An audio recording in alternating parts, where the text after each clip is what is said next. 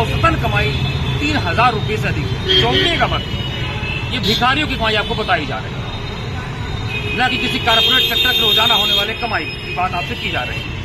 एक पिक्चर आई थी मधुर भंडारकर की तकरीबन 1 दशक पहले, ट्रैफिक सिग्नल, नाम बड़ा अजब था। और इस पिक्चर को देखने के बाद भिखारियों की जो तस्वीर रियल सिनेमा की तरफ जब आई तो कई जगह जब शहरों में इसको खंगाला गया, तमाम ऐसे रिपोर्ट आए कि नहीं, ये भिखारियों का जो काकस है वाकई ये बहुत बड़ा गैंग इसके पीछे है। और भिखारी वह अपनी मजबूरी के वश नहीं, परिस्थिति के वश नहीं, बाकौल वह उनकी आदत में शुमार हो गया है। और कुछ ऐसा ही हाल देश के इस एक ऐसे शहर के है, जी हाँ, हम बात कर रहे हैं नवाबे शहर, नवाबों की नगरी, जहाँ के भिखारी अब नवाबियत की तरह रहते हैं, जिनकी आमदनी 3000 रुपये से अधिक है, यानी उनकी पॉकेट मनी केवल। इस समय हम राजधानी लखनऊ के हजरतगंज अटल चौक पर खड़े हैं। आप देख सकते हैं ये ट्रैफिक सिग्नल है और एक रिपोर्ट आई है नगर निगम, डूडा और समाज कल्याण की एक कंबाइंड रिपोर्ट जो कहीं किसी समाचार पत्र में प्रकाशित हुई है और खबरिया टॉप की टीम के संज्ञान में आया है ये मामला कि वहां पर जो है तकरीबन यहाँ पर 5000 से अधिक ऐसे भिखारी यहाँ पर हैं जिनकी आमदनी 3000 रुपये से अधिक है।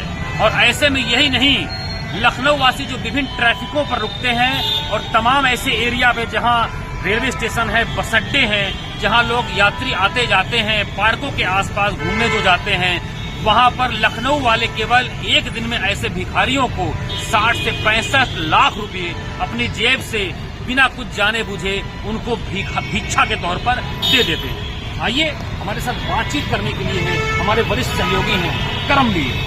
यह बताएंगे कि इस भिखारीपन के पीछे या इस भिखारी का जो काकस है या ये भिखारी मजबूरी में है, इसकी तस्वीर को जरा इनके कुछ बयानों से साफ करते हैं। पहले तो आपका बहुत बहुत स्वागत है करमवीर, खबरिया टॉप को बात करने के लिए। धन्यवाद। और जो ये रिपोर्ट आई है इसके बारे में बताइए और जरा खुलकर बताइए कि इसके पीछे क्या, और इसके पीछे भी पिछले साल कोई रिपोर्ट आई उसके बारे में जरा हमारे लिए बताइए। लेकिन अभी जो होता था कि हर साल भिखारियों को पुनर्स्थापना के लिए सरकार योजनाएं चलाती थी, वही इस साल भी हो रहा था।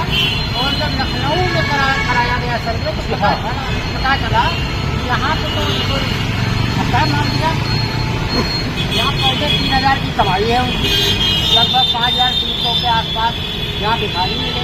जबकि पिछले साल माननीय अवस्थी की संस्था है उसने रिपोर्ट दी थी, यहाँ लखनऊ के सारे भिखारी खत्म कर दिए हैं। हमें समझ में नहीं आया एकाएक ही भिखारी कैसे बढ़ गए।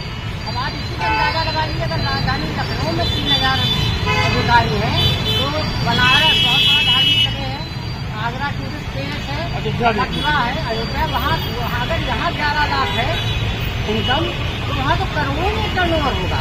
काशी वासी तो करोड़ लाखों लोग आते हैं और अभी कुंभ लगने वाला है, कुंभ में क्या ये टर्नओवर अरबों में खुल जाएगा। तो ये हमारे देश की जो जीडीपी है इसका एक बहुत बड़ा परसेंटेज होगा जो कभी सरकार के पास नहीं जाता, किसी टैक्स के रूप में नहीं जाता है। इस पैसे का ये भिखारी क्या करते हैं, ये किसी के पास कोई लेखा जोखा नहीं, किसी इनकम टैक्स की बात सब मिलाकर ये जो पैसा होगा अघोषित होगा, अवैध होगा। बिल्कुल। और ये भिखारी जो हैं जो गैंग से बंधे होते हैं, समूह में काम करते हैं, ये पैसा बाजार के आम प्रचलन में नहीं होगा, पता ही नहीं होगा। ये नशाखोरी में, अवैध शारीरिक संबंधों में, तमाम में होगा। मुझे लग रहा है विदेशों में भी जो तमाम धंधा के लिए इस्तेमाल किया कोई डेटा ही सरकार के पास नहीं होगा, ये यही काला धन है। और सर्वे में जो रिपोर्ट आई है यहाँ पर, आज लखनऊ की बात कर रहे हैं हम लोग करमवीर की, इसमें तो कई ऐसे भिखारी हैं कि जिनके बाकायदे जो है पैन कार्ड बने हुए हैं, उनके तमाम ऐसी चीजें हैं। ये ऐसे भिखारी हैं जो गूगल पे पे भीख ले रहे हैं और स्मार्टफोन 4 बार में कुछ भिखारी मिले सर के दौरान, तो उनसे तो कहा गया फॉर्म भर दो, उन्होंने कहा नहीं साहब हमें ये फॉर्म नहीं भरना, हम भीख ही मांगेंगे। वो स्मार्टफोन लिए घूम रहे हैं। इसका सबसे बुरा पक्ष जो होगा वो क्या होगा समाज के लिए? हमारे प्रधानमंत्री आदरणीय मोदी जी 2047 तक देश को विकसित भारत बनाना चाहते हैं। अगर इन चीज़ों को कुछ नहीं लगा, जैसे कि हमारे देश में शिक्षा नीति उन्होंने अधिनियम लगा है, 10 तक उसके कानून बने हैं, अगर इनका सवाल नहीं किया गया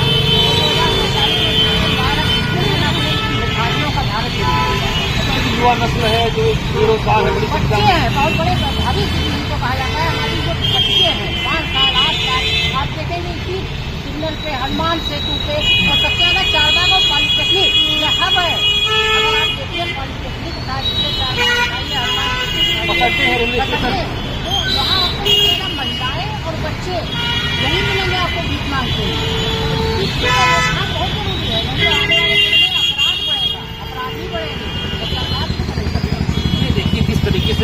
नवाबी नदी में आपको अवसरा नदी से दिखाता हूँ।